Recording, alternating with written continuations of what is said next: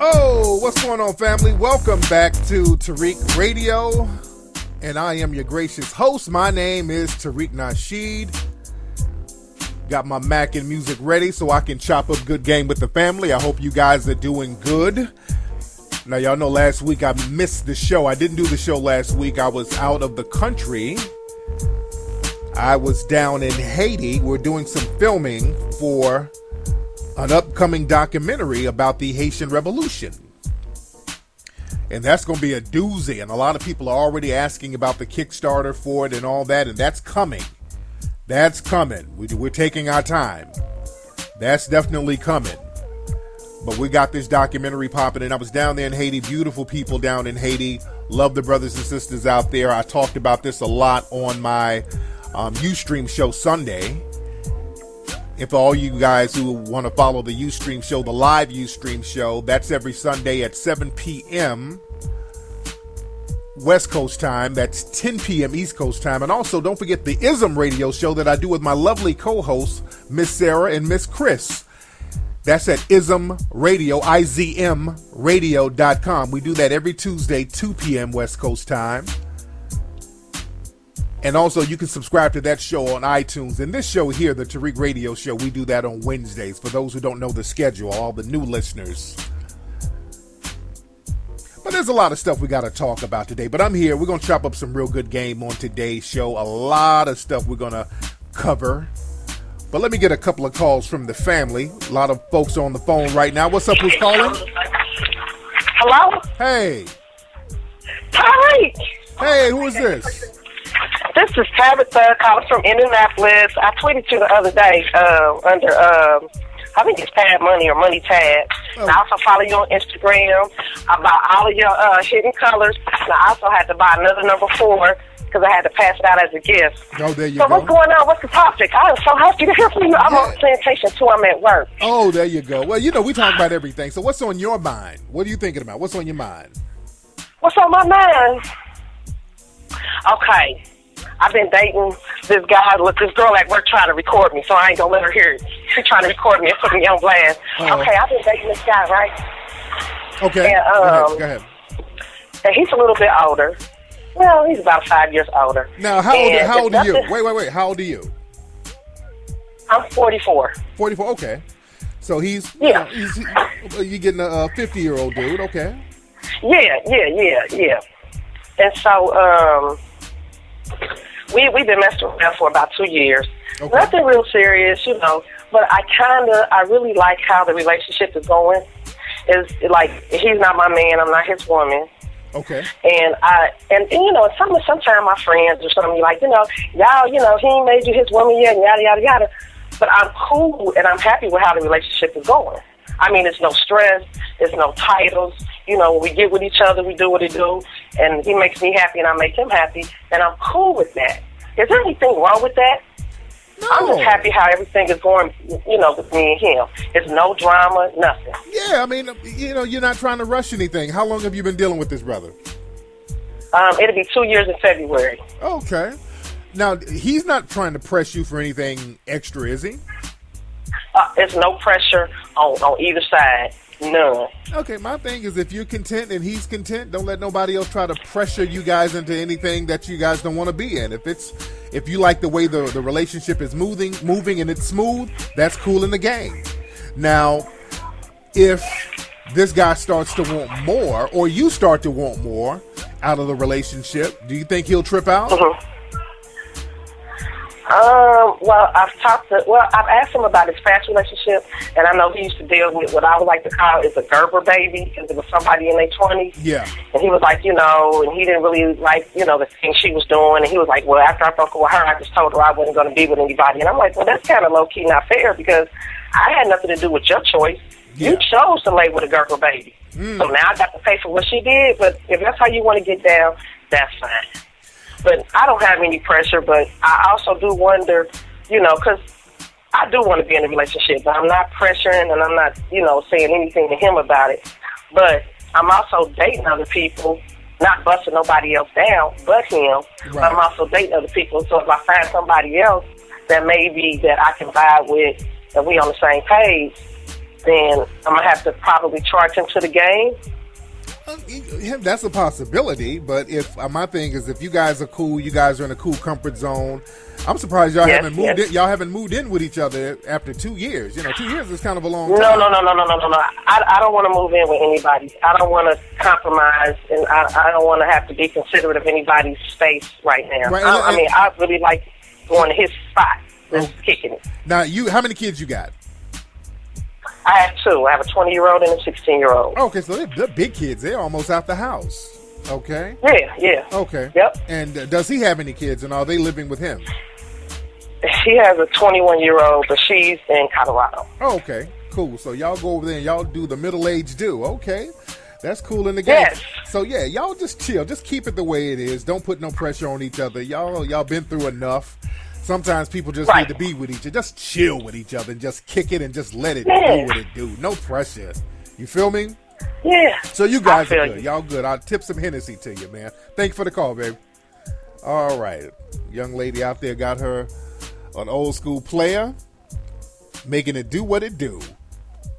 Man, who else? We got a lot of folks calling. There's a lot of stuff that's going on. Let me talk about some things that's going on in the media. And this is to mention Hidden Colors 1, 2, 3, and 4. And I hope you got Hidden Colors 1, 2, 3, and 4 at hiddencolorsfilm.com. If you don't, you need to go to hiddencolorsfilm.com and get that and stop bullshitting with yourself. But there's a lot of stuff going on. One thing, the DOJ, the Department of Justice, it seems like they might try to pursue charges against the guy who killed Eric Garner. Daniel Pantaleo, the race soldier posing as a cop out there in New York. He executed Eric Garner on tape. And the talk around town is that the DOJ they're looking into charges. I'll see. I won't get my hopes up because they've drugged their ass too long. How long has it been? When did Eric Garner get executed? Wasn't that a couple of years ago? So the DOJ, they put black faces on white supremacy. The DOJ has dragged their ass about almost all of these extrajudicial executions. Alton Sterling, they're dragging ass on that. Philando Castile, they're dragging ass on that. I don't even think they're investigating the homeboy Darren Seals murder at all. Nobody's investigating that shit. So, we'll see what they're going to do. But don't get your hopes up too high. See, a lot of folks got their hopes up high when the race soldier who killed Walter Scott shot him in the back. A lot of people got their hopes up, but y'all don't understand. The guy who shot him, Walter Scott, the black man running, and they shot him from behind, that cop is out right now. They put a coon judge up there, let him get a low bail. The bail was like $100,000. It was just a real low bail, and the guy, he's out right now. He's walking around free right now, waiting on the court date. So, don't get too geeked up over these situations. We got to see when they actually do something, when they get to punishing. That's when I'll get excited. Let me see who's on the phone. A lot of folks on the phone. What's up? Who's calling? Hey, player, what's good, man? It's Jay out of Philly, bro. Jay out of Philly. What's on your mind, Jay? Hey, I got a quick question, man. The Birth of a Nation movie, right? Yeah. I didn't get a chance to see it yet, but I was reading some BS about the movie. It's probably not a big deal, but they say it's a rape scene in the movie that's not originally in the true original Nat Turner story. I was even reading the Nat Turner story, and I read where his mother was raped. And I don't know if he witnessed it when he was a little boy, but his mother was raped or whatever. But in the movie that was made, they said that Nat Turner's wife, they portrayed Nat Turner's wife as the one that got raped. Right. Is that what really happened in the movie? No. Is that historically incorrect, or what's the deal with that? They've embellished a little thing, just like in all historical pieces, because there's limited documentation on Nat Turner. All we know really about Nat Turner is the rebellion itself. So a lot of stuff is conjecture anyway. So to move. What about the part about his mom being raped? Well, I don't know. They didn't put that in the story, from what I understand. But the thing is, in any kind of movie like that, they kind of have to embellish the narrative in order to move the narrative along a little bit. So I'm pretty sure somebody got, I mean, we're talking about slavery, so some people were fucking getting raped. So I don't know what people keep trying to hang their hat on some historical inaccuracy. I mean, just the whole... I got you. I mean, I wasn't trying to like make no big deal out of it. I know, but a lot of people are though. But a lot of people have tried to say, well, I don't know, man, that shit ain't historically accurate. But then motherfuckers will go see Gods of Egypt, where everybody in Egypt is white. So miss me with that historical inaccuracy bullshit. Now everybody wants to get a magnifying glass and look up and down the film. I looked at one of those movies, Exodus. I couldn't get through 2 minutes of that shit. It was so silly looking at white Egyptians, Anglo-Egyptians. So let's not get into the whole historical accuracy thing, because there's always some form of embellishment in historical pieces because there was limited documentation at the time. All right. But thank you for the call, brother. Thank you so much. Yeah, and that's just an excuse. Birth of a Nation was a very good movie. Birth of a Nation was a very good movie. And that's just an excuse. That historical inaccuracy, that's just an excuse for motherfuckers to try to shit on the movie. And a lot of Negroes are shitting on the movie because white mommy and white daddy told them to. Black folks got this thing, and it's on a subconscious and a conscious level, where black folks will shun something if white mommy and white daddy don't agree to it. And that's a very bad habit that a lot of square black folks got to get off of. A lot of black folks got to get off that shit. And they've been sabotaging that movie in so many ways. I posted a video up on my Facebook page. I'm going to post it up on More Rust too, by the way. And everybody, if you have an iPhone or an iPad, go to moreus.com, MOORUS.com, and download More Rust, the More Rust app. But I think this was in Delaware. One of these cities on the East Coast. It was a brother. He was at the movies. He wanted to see Birth of a Nation, and they told him that Birth of a Nation was sold out. And I think this happened yesterday, and he live streamed it on Facebook, and the brother was like, well, damn, the shit is sold out on a Tuesday? So they told him it was sold out, and he bought a ticket to another movie. They said, well, this movie you can go see. I forgot the name. It was another movie they told him to go see. So he went inside to the Metroplex Theater complex, and he was like, you know what, let me just look into Birth of a Nation and see what's happening. I mean, it's just really hard to believe. Ain't nobody here at the theater. It's Tuesday. Hardly nobody's here. So he went inside the auditorium where Birth of a Nation was being shown, and they told him it was sold out. He went in there. He said there was 4 people in there. The auditorium was almost empty, and there were 4 people in there. And he's videotaping all this. So he videotapes himself going to the front, the box office, talking to the manager, and they're making up all types of excuses. The girl behind the counter was like, well, this is on my screen. It says sold out, so I don't know. And then the manager came out, and the manager started splaining. You know how the suspected white supremacists, they get to splaining, and the shit don't make sense. Well, there was another movie scheduled, and just some bullshit. It was just a bullshit excuse. But this just shows how they are sabotaging that movie. This just shows the depths they are going through to sabotage the success of that movie. It's amazing. What's up? Who's calling? Yo. Hey, what's going on, Big Crew? TQ, this Steve from Compton. Hey, man, how you doing, fam? What's on your mind? I'm good. Hey, man, I was calling because I wanted to know, man, how you deal with bacon and steam? You know what I'm saying? Like, I just got through reading Georgia Grew's Post-Traumatic Slave Syndrome, and I recommend that to everybody, man. That's a must-read for every black person. Oh, yeah. Because it breaks it down on the real mentality that we have. Like, I have this situation at the job, right? It's this young black cat. He just got a lead position. Yeah. And, you know what I'm saying?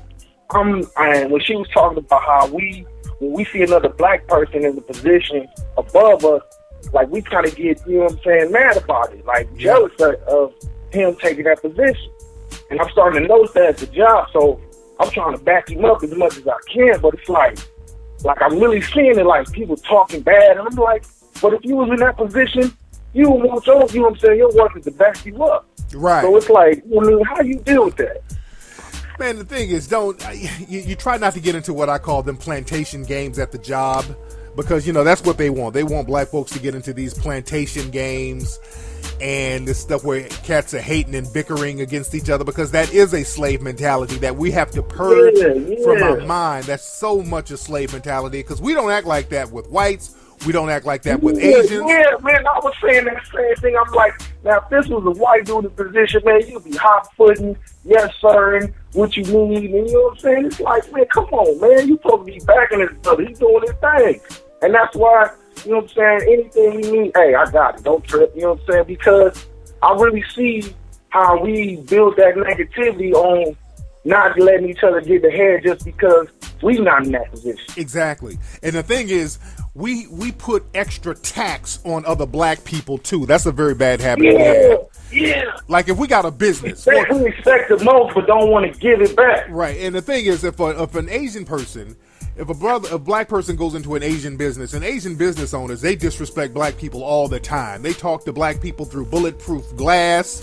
It's like, get out of my store, buy now. There's just nothing. They don't give you anything. Oh, you see videos all day of them getting into it with people in the hood, throwing food at them and all that, disrespecting, and they in the middle of the hood. And black folks will line up the next day to go back with no question.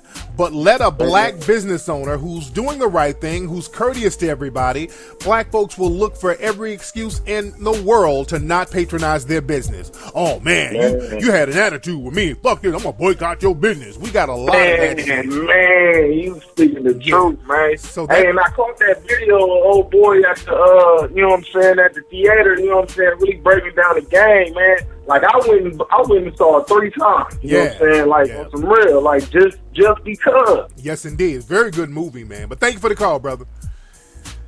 Yeah, man, we got to get that, we got to purge that Negro spirit up out of us. We got to purge that Negro spirit all up out of us, man. That's why I cannot wait till we get this. Speaking of movies, I can't wait till we get this Haitian documentary going, man. The story of Haiti is just a grand story, man. It's a story that needs to be told, and we need to take control of our history so that we can learn the narrative, learn what to do, what not to do, learn from our mistakes, learn from our strengths. This is why they're so hell on Birth of a Nation, man. They don't want to show black folks calmly standing up for themselves. That's why they've been sabotaging that movie every step of the way. This is why we have to take control, and we have to almost insulate ourselves with our knowledge and our information and our support, so that when people start attacking and they send the coons and the bedwenches, they can be ineffective. That's why when we get this Haitian documentary popping, man, we got to be on the streets with that shit. It's going to have to be on some street shit. We're going to have to go back to the old Garvey days where it's just grassroots all day. I'm not looking for no mainstream acceptance for that at all. This is for the family. This is for the streets, man. And we got to have that mentality. See, that's what my man, Nate Parker, man.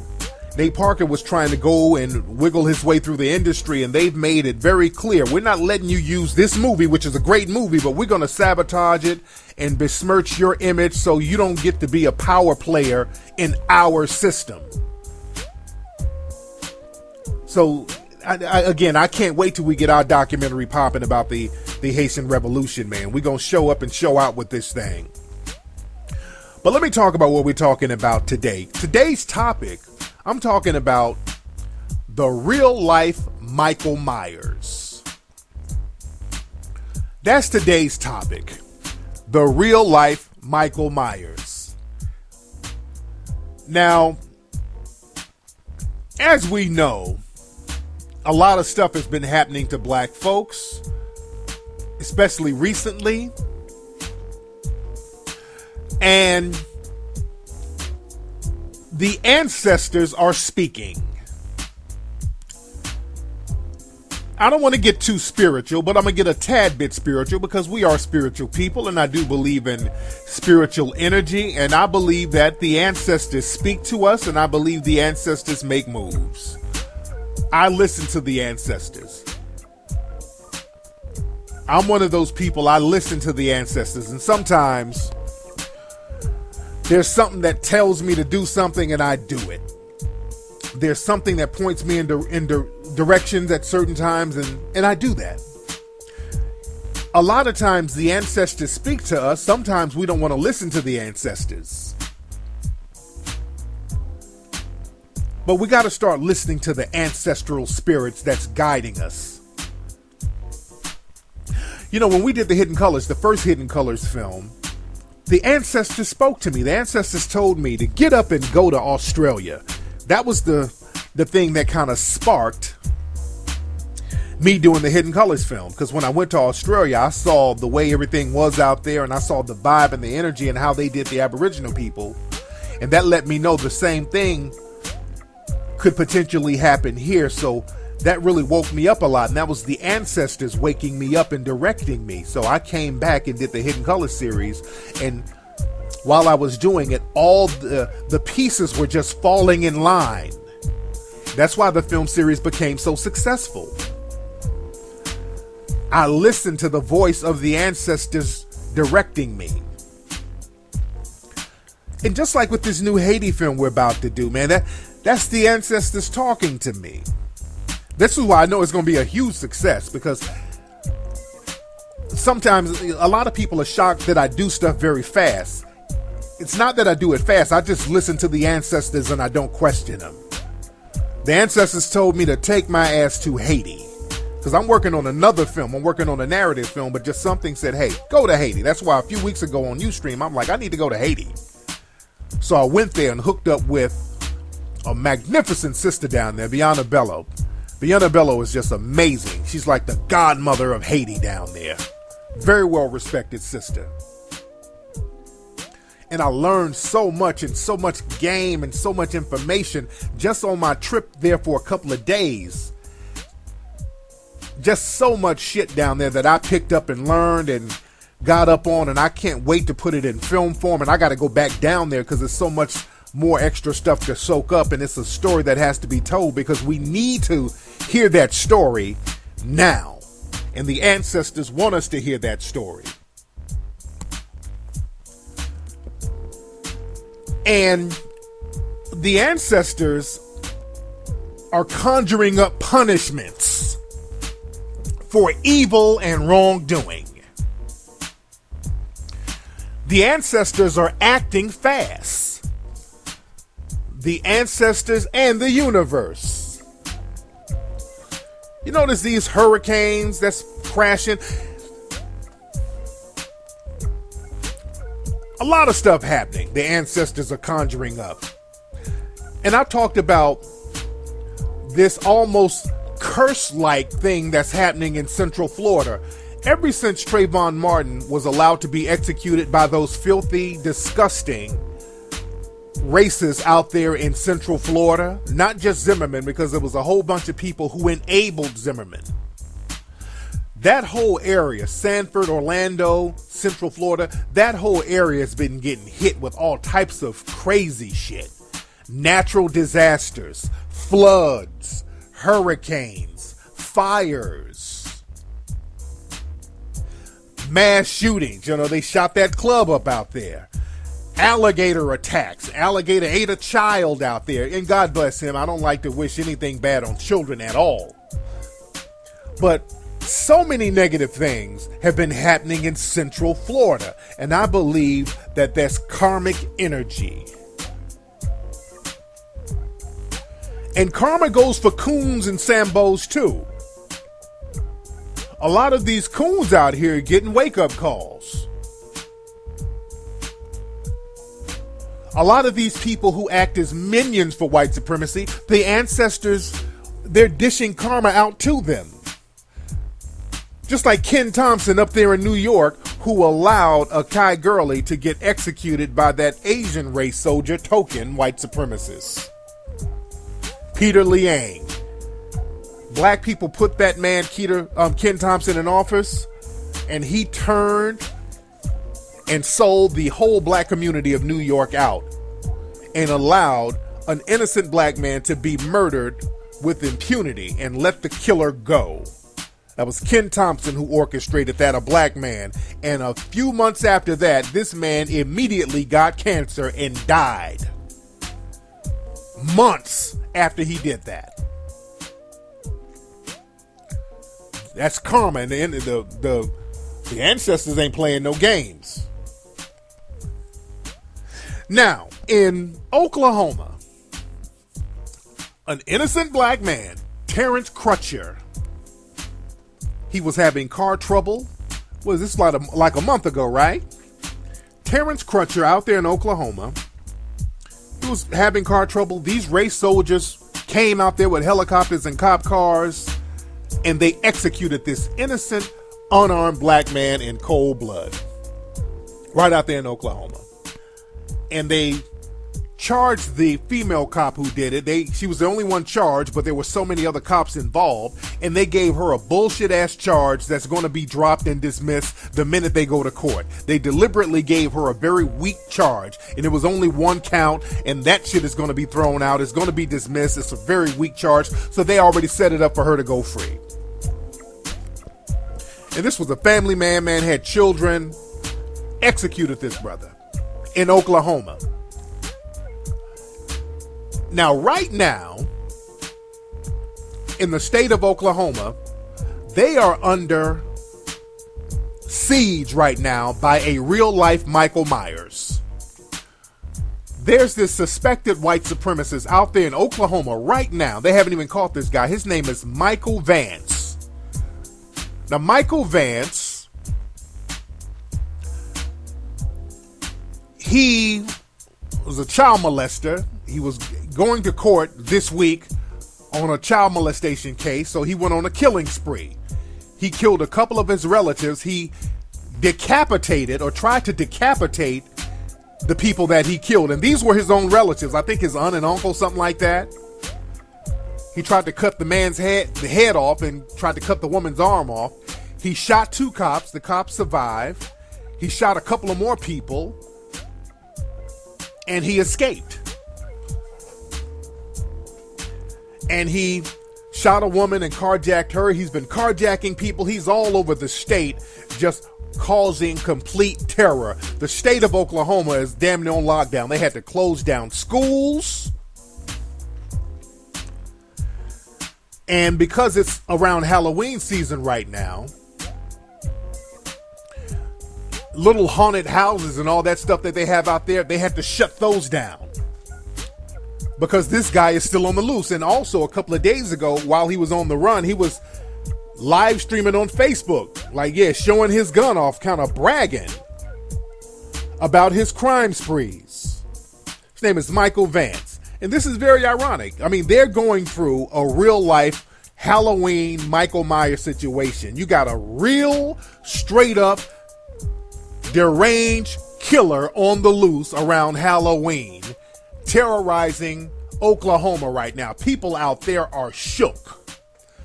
And that ain't none but the ancestors.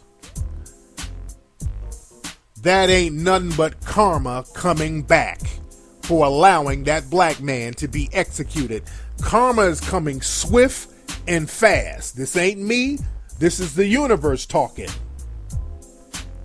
And they still haven't caught this serial killer Michael Myers ass dude.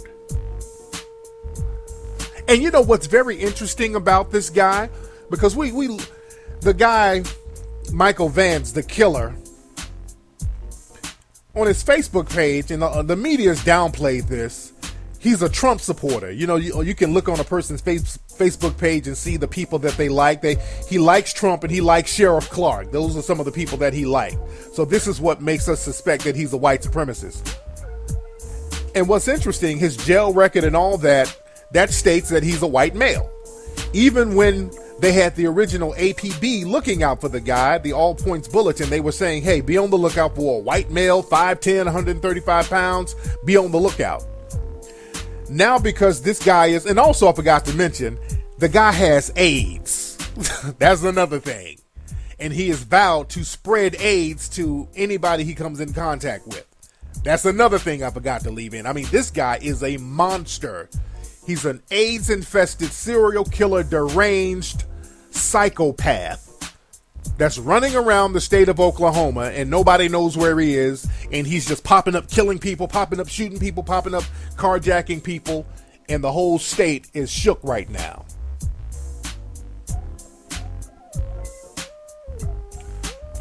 Somebody, Monica, what's up? Monica Orange is in the chat room. She said the white people there are terrified because of that man. They are so shook right now. See, that's the universe letting people in the dominant society knows what it feels like being in a state of terror. Since race soldiers are allowed to put black people in a state of terror, they're flipping it on them. That's the universe. And what's interesting, like I was saying, all the descriptions of him is a white man. But now, because he's such a hot mess and a hot deranged mess, some of the media reports are now referring to him as a goddamn Native American. If y'all don't get all the way the fuck out of here, that's another trick of white supremacy. That whole denial of whiteness when it's convenient. That's another trick black folks need to be hip to. The white supremacists will deny the whiteness of another person or even themselves when it's convenient. Now, if this guy, Michael Vance, did something constructive, he'd be white all day. And he's clearly a white guy. See, the white supremacists, they always cling on to that 185th Native American, that $5 Indian bullshit that we talked about in Hidden Colors 2. Go get Hidden Colors 2. We break that whole thing down. See, they can try to hang their hat on, well, he's really Native American bullshit. That's that $5 Indian shit. Back in the day, you had a bunch of white supremacists who paid $5 to get their name on the Indian census so they can get free land. So you got every suspected white supremacist in the country claiming to be 189th Cherokee. That's an old con game. The white supremacists will change up when they see there's some money to be made or some resources to be hoarded. They'll be I'm French and I'm a little Arab. I'm kind of Creole. That's an old con game. So now they're trying to play he's Native American. That's bullshit. The white supremacists are just not trying to take that L that this AIDS-infested Michael Myers serial killer is imposing on them. And you notice, you don't hear nothing from the Blue Lives Matter crowd. Because this guy's shooting cops and the whole nine. You are not hearing nothing from that whole Blue Lives Matter crowd. That Blue Lives Matter crowd is phony as shit.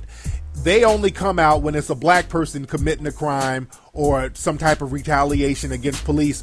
That's when the Blue Lives Matter come out, because they try to politicize any type of black crime. If a black person were to shoot a cop, they'd be passing all types of laws right now. If this was a black fugitive, Obama, his black ass, would be passing laws too. That's why it missed me with that Obama legacy shit. Obama was passing some of those blue laws matter bullshit. He was passing that shit. Them Blue Lives Matter laws. Obama was passing them shits too. That's why I'm not trying to be on the Obama bandwagon. He's done a lot of little slick shit. He's been a white supremacist in blackface. Just like down there in Louisiana, the governor created the Blue Lives Matter law because of a shooting a black man did in Texas. But the thing is, in Louisiana, there have been several cases of white people shooting cops in Louisiana, and they haven't passed no Blue Lives Matter laws because of that. So those Blue Lives Matter laws are completely racialized. And that's why the karma is getting back at these suspected white supremacists out here. You got this crazy, deranged Michael Myers, real life serial killer, crazed, deranged psycho running around on Halloween. That's ironic as hell. Let me get one more call here. What's up? Who's calling? Hey, what's going on? This is Ramsey. Hey, Ramsey. Where you calling from, fam? From Berkeley. Berkeley, right man. outside of Oakland. Oh, yeah, I know where the Bay is. I did a lecture up there, man. What's on your mind? Hey, what's up, man? Hey, I had a question. Go ahead. First of all, I want to give you props, man. I've been listening to your ism show. I've been listening to you for a long time, man. many moons. Yes, sir. Yes, sir. But, Go ahead. But I had a question, kind of a family question that's a parallel. I'm recently going through a breakup, and I have a daughter, and I'm just wondering, what's the best way to navigate that to still have influence? You know, if you and the mom is on like different wavelengths, to still have influence. When your daughter's in two different households. Oh, okay. Well, no, you mean you don't put your daughter in the mix between what's going on between you and your ex. I mean, oh no, that's not what I'm saying. Not to cut you off.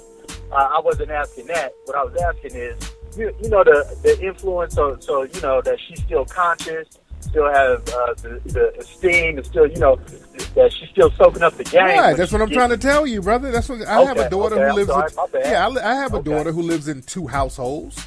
You did, yeah. So I'm telling you what I know. You know, your kids are going to listen to you. Just teach her what you've been teaching her.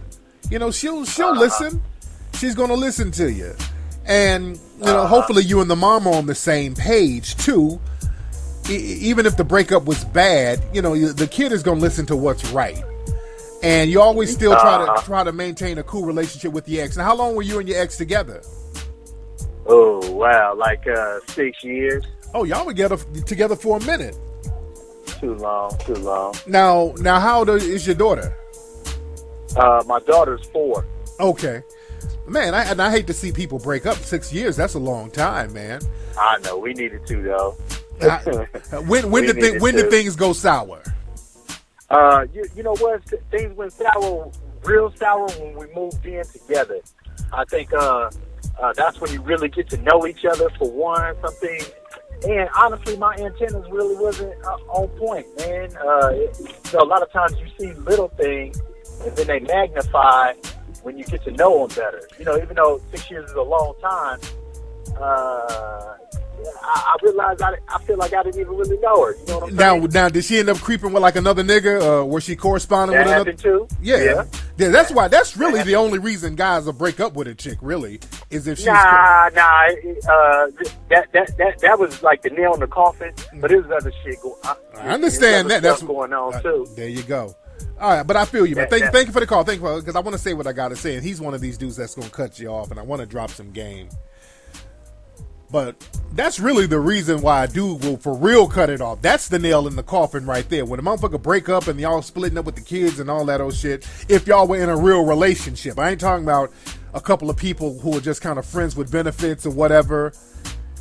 And y'all had a kid and, you know, y'all weren't really together. It's that, you know, I ain't talking about that. I'm talking about a people made a conscious decision, effort to just kind of be with each other. This is my significant other. Y'all were in a relationship. For a dude to charge that shit to the game, a lot of times, man, that means the woman was out there creeping. That's usually the nail in the coffin all the time. See, that dude was about to be on some denial shit. I ain't want to hear all that. He's, no, what had happened was, no. But y'all need to call up to ISM with that. We need to chop up some game about that on the next episode of ISM. And we do ISM every Tuesday at ismradio.com. That's where we chop up some real good game about dating and relationships with my two wonderful co-hosts, Miss Chris and Miss Sarah. But anyway, let me get up out of here, family. Go to hiddencolorsfilm.com. Go to tariqelite.com to get that fresh gear. And I am going to holla at you guys on Sunday's Ustream show. Peace.